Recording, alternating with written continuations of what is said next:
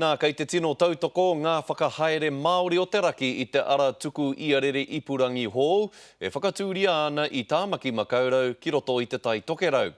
Ka tahia no te wāhanga tuatahi o taua ara tuku Iarere ka oti ki roto o Whangārei.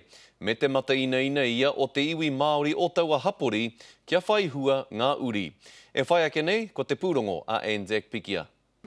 Mā ngā taongo o te ao hou ngā tamariki me te hunga mā tātahi Māori e whakahoki ki o rātou marae i te tai tokerau. Koe te tahi maunu kia hoki mai te hunga rangatahi ki o tātou nei marae.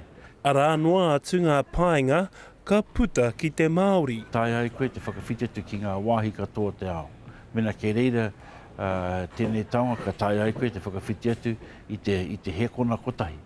I whakakotahi ai ngā rūnanga e toru o te raki ki raro i te maru o te Tai Tokerau Networks, kia mahitahi me Datalight ko te rūnanga o te rarawa titihi. He tuatahitanga i tēnei ao.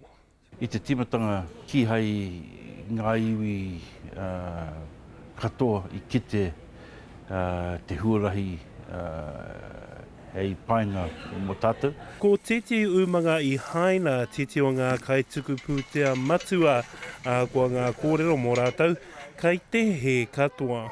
Ko te mea pai, nā rātou anō i haria mai o rātou nei pūtea. Engari te iwi Pākehā ki hai rātou i haere pērā mai, i haere mai rātou ki te muru i o tātou nei taonga, i o tātou nei rawa, hei oranga tonutanga mō rātou. Hei te timatanga o te tauhou mutu ai te ara tuku Iarere Ipurangi Hall ki Tāmaki Makaurau me te Tai Tokerau. Anzac Pikia, Te Karere.